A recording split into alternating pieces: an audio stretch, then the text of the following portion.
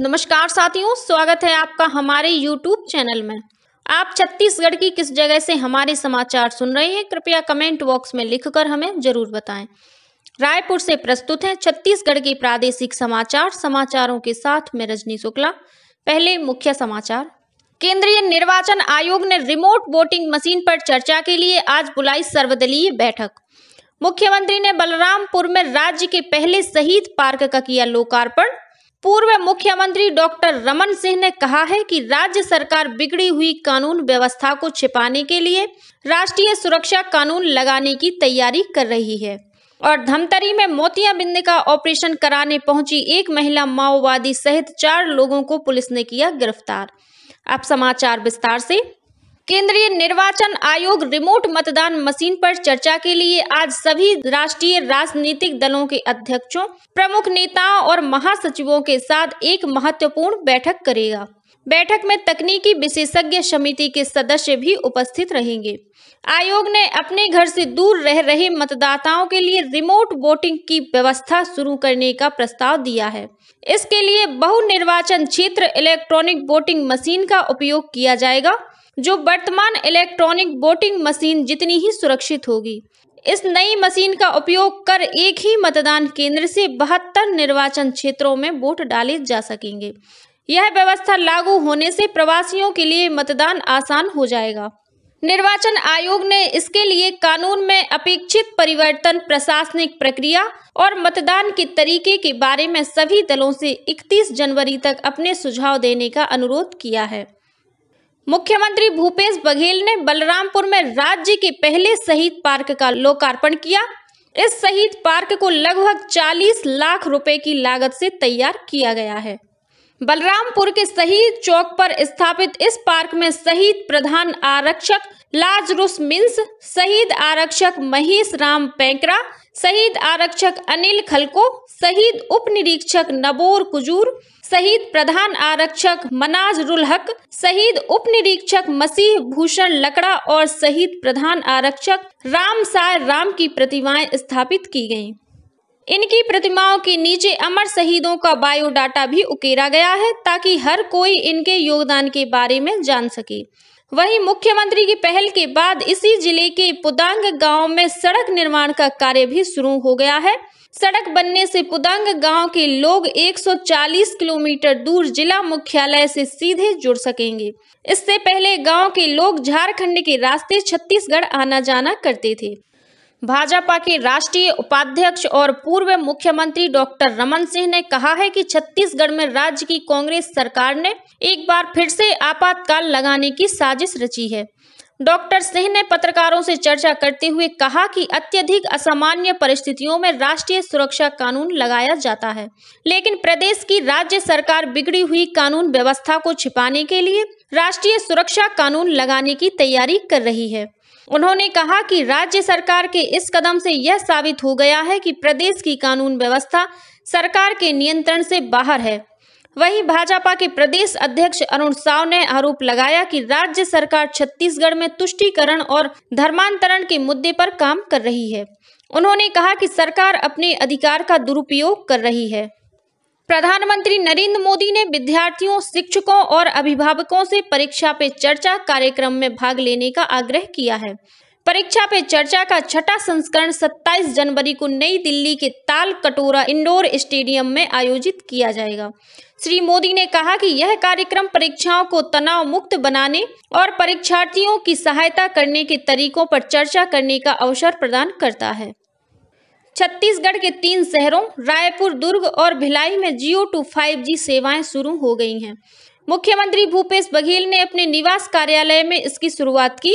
इस अवसर पर मुख्यमंत्री ने कहा कि 5G सेवा लॉन्च होने से ई गवर्नेंस, कृषि, ऊर्जा, शिक्षा, मैन्युफैक्चरिंग, लॉजिस्टिक्स, स्वास्थ्य, लोक आधारित टूरिज्म, स्वयं सहायता समूहों का सशक्तिकरण, IT, कारोबार जैसे क्षेत्रों में विकास के नए अवसर खुलेंगे।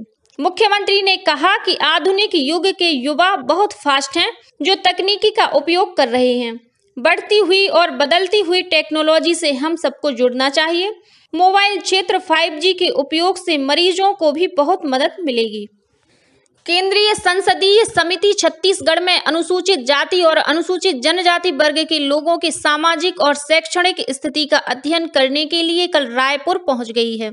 संसदीय दल के सदस्यों ने कल रायपुर के प्रवास आवासीय विद्यालयों में शैक्षणिक स्थिति और अन्य कल्याणकारी योजनाओं की जानकारी ली। संसदीय दल आज 16 जनवरी को अखिल भारतीय आयुर्विज्ञान संस्थान एम्स रायपुर के प्रबंधन के साथ चर्चा करेगी। इसके बाद संसदीय दल महानिदेशक केंद्रीय रिजर्व पुलिस बल CRPF के साथ चर्चा करेगा। अपने 2 दिवसीय दौरे के दौरान डॉक्टर प्रोफेसर कीर्ति प्रेमजी भाई सोलंकी की अध्यक्षता में 31 सदस्यीय संसदीय दल की छत्तीसगढ़ के मुख्य सचिव और वरिष्ठ अधिकारियों के साथ भी बैठक होगी। इसके अलावा संसदीय दल विभिन्न संस्थाओं के साथ बैठक कर अनुसूचित जाति और जनजाति के प्रतिनिधित्व और उनके लिए किए गए अन्य कल्याणकारी उपायों के संबंध में चर्चा करेगा। मुख्यमंत्री भूपेश बघेल ने मकर संक्रांति की बधाई और शुभकामनाओं के साथ देश भर में मिलेट हैम्पर भेजा है।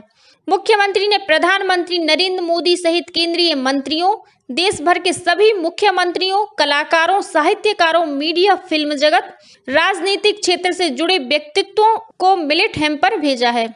मुख्यमंत्री ने मकर संक्रांति पर मिलेट मिशन की सफलता की कामना भी की है। गौरतलब है कि प्रदेश में 1 दिसंबर 2021 से मिलेट मिशन शुरू किया गया है, जिसका उद्देश्य प्रदेश में कोदो, कुटकी, रागी और ज्वार की खेती को बढ़ावा देना है। साथ ही दैनिक आहार में मिलेट्स के उपयोग को प्रोत्साहित कर कुपोषण दूर करना है। कल 75वां थल सेना दिवस मनाया गया। बेंगलुरु में थल सेना दिवस समारोह को संबोधित करते हुए थल सेना प्रमुख जनरल मनोज पांडे ने कहा कि सेना के हथियारों और अन्य ढांचों का आधुनिकीकरण किया जा रहा है।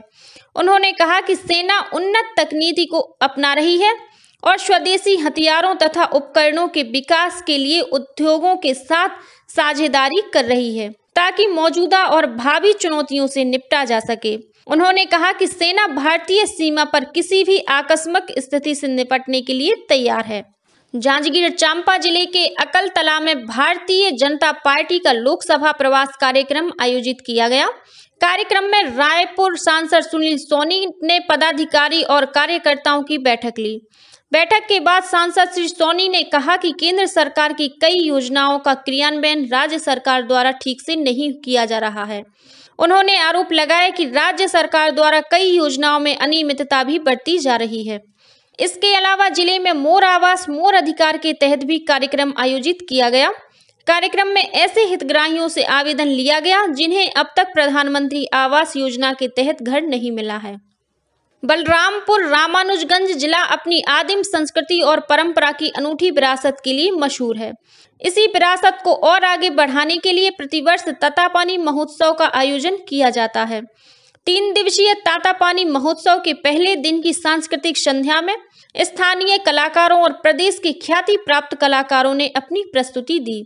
इसी अवसर पर जिले के विभिन्न विद्यालयों और महाविद्यालयों छात्रों ने सुआ कर्मा गेड़ी नृत्य की प्रस्तुति से अतिथियों का मन मोह लिया। महोत्सव में जिले के विभिन्न स्थानों से आए स्थानीय जनजातीय कलाकारों ने भी अपने नृत्य के माध्यम से छत्तीसगढ़ की कला और संस्कृति की झलक प्रस्तुत की। वहीं कोरिया जिले में आगामी 17 और 18 जनवरी को झुमका जल महोत्सव का आयोजन किया गया। महोत्सव में देश और राज्य के प्रसिद्ध कलाकारों सहित स्थानीय कलाकार अपनी प्रस्तुतियां देंगे। साथ ही विभागीय प्रदर्शनी, पतंग उत्सव और चित्रकला आकर्षण का केंद्र होंगे। धमतरी में मोतियाबिंद का ऑपरेशन कराने पहुंची एक महिला माओवादी सहित 4 लोगों को पुलिस ने किया गिरफ्तार। मिली जानकारी के अनुसार महिला माओवादी 3 अन्य महिला पुरुषों के साथ रत्ना बांधा रोड स्थित एक निजी अस्पताल में ऑपरेशन कराने आई थी। तभी इसकी जानकारी धमतरी पुलिस को हुई, जिसके बाद पुलिस की टीम ने अस्पताल में दबिश देकर इस महिला माओवादी सहित अन्य 3 आरोपियों को गिरफ्तार कर लिया।